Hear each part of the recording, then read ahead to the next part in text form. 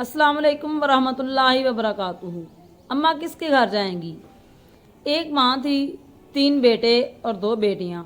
सारी उम्र औलाद पर वार दी, खुद भूखी सोई मगर बच्चों को खिलाया। शौहर के बाद दीवारें चिनी, लोगों के बर्तन मांजे मगर बच्चों को अफसर बना दिया। सब शादीशुदा हैं, सब अपने अपने घरों में आबाद हैं। फिर बुढ़ापे ने आ लिया। एक दिन माँ को दिल का दौरा पड़ा, अस्पताल में दाखिल हुई। आईसीयू के बाहर 3 बेटे और 2 बेटियां मौजूद थीं। डॉक्टर बाहर आया और बोला, अम्मा अब होश में हैं मगर इन्हें 24 घंटे देखभाल के लिए चाहिए। बताइए डिस्चार्ज के बाद कौन लेकर जाएगा? बस ये सुनते ही सबके बहाने शुरू हो गए।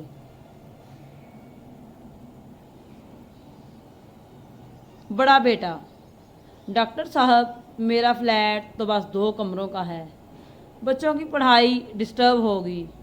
मंजिले का घर बड़ा है। अब मंजिले की बारी आई।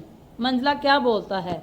मंजिला, भाई मेरी बीवी की जॉब है, सुबह 8 से रात 8 तक कोई घर नहीं होता। अम्मा अकेली कैसे रहेंगी? छोटे को दे दो। छोटे की बारी आई। छोटे का जवाब सुने। छोटा, मेरे तो हालात ही तंग हैं, दवाई, नर्स, खाने का खर्चा मैं कहाँ से अफोर्ड करूँगा? बहनों की जिम्मेदारी बनती है। अब बेटियों की बारी आई तो बेटियों के बहाने सुन लें। बड़ी बेटी, मैं तो खुद पराए घर में रहती हूँ, सास ससुर इजाज़त नहीं देंगे। छोटी का शोहर बहुत अच्छा है, वो रख लेगा। छोटी बेटी, आपी मेरे तो खुद 3 बच्चे हैं, मैं अम्मा को वक्त नहीं दे सकूंगी। वैसे भी बेटों का फर्ज ज़्यादा है। आईसीयू के अंदर बेड पर लेटी अम्मा की आंख खुल गई। शीशे की दीवार से सबकी आवाज़ें आ रही थीं। हर बेटा, हर बेटी मैं नहीं रख सकता कह रहा था। माँ के दिल पर क्या गुजरी होगी।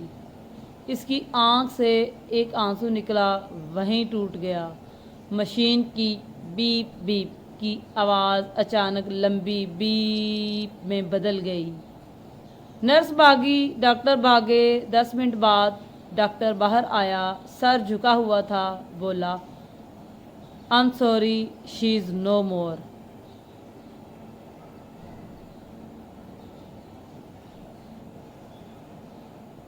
एक सन्नाटा छा गया। अब कोई नहीं बोला कि मेरे घर जगह नहीं है। अब सब रोने लगे, हाय अम्मा करने लगे।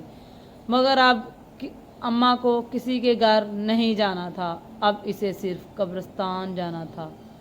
इन्ना लिल्लाहि व इन्ना इलैहि राजिऊन।